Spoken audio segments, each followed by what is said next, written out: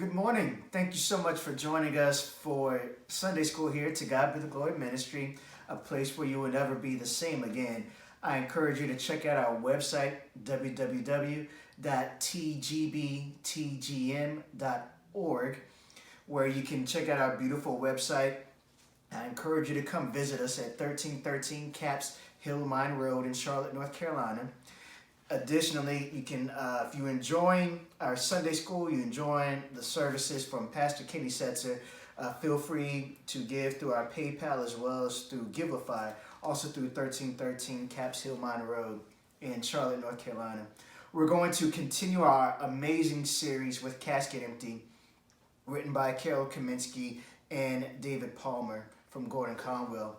And it stands for Creation, Abraham, Sinai, Kingdom, Exile, Temple, Expectation, Messiah, Pentecost, Teaching, and Yet to Come. And it's to tell the one story of redemption from Genesis to Revelation. We have come to the end of Casket with Temple. And if you remember, we hear from Daniel a lot of the prophecies of the four kingdoms. And we are looking at a point where we're now in the second period where it is the king of Persia that is ruling. In Isaiah chapter 45, verses 1 through 8, Isaiah prophesies about a King Cyrus that would allow the exiles to return back into their homeland. This prophecy comes true in 538 BC when King Cyrus gives the edict to allow the Jews to return back to their homeland, and they initiate the construction of the temple. This is led with the governor Zerubbabel, as well as the high priest Joshua, and they have the important task of representing the political and spiritual leadership of Israel at that time. Some of the prophecies and prophets around this time include Haggai, Malachi, and Zechariah. Haggai and Zechariah are prophesying about the same time, and Haggai encourages the people to continue to build the temple. And he also points out the fact that the reason why everything is in ruins as far as with the land and with your finances, because while you are building your houses, the temple lays in ruins. So he encourages them to build, and they begin to build. Zechariah comes off with his amazing and prophetic visions, talking about the anointing of Zerubbabel and Joshua, as well as talking about the full restoration of the kingdom of Israel.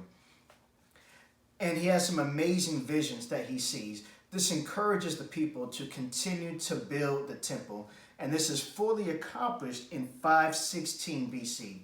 This really marks the end of that 70-year exile because they are back in they're back in Judah. They have the temple built. Their houses are looking pretty good as well. So 538 BC is the first initiation of some of the exiles to return. Another batch comes in 458 BC, and this is when Ezra comes back as well.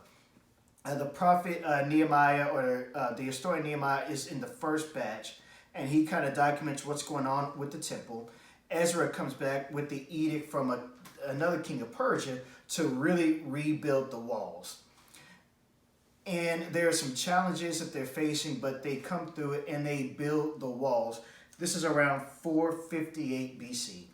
So after being in exile for some time, they're back. They have the temple built, they have the walls built, and everything is looking pretty good. Now, another interesting thing to point out is that even though some of the exiles return, not all of the exiles do return. And there is a particular woman, her name is Hadassah, and she actually remains in Persia.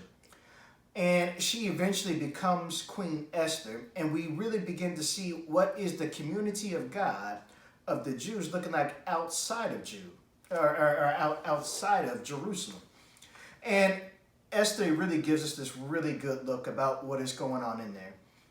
The final prophet in the Old Testament is Malachi, and he prophesies the full restoration of Judah and Israel back unto God. You've got to understand that when they get the temple built and when the walls are put back up, while these things look good, it in no way, shape, or form compares to the glory of the temple as it was before. And there is some sadness among those who were there before. So Malachi, his prophecies is to remind the people to keep looking ahead, to stay focused on what God is doing, and to know that everything is going to be fully restored. So that concludes what is covered in temple. So next week, we're going to summarize all of the Old Testament, and we're going to get ready for the New Testament. I hope you enjoy it.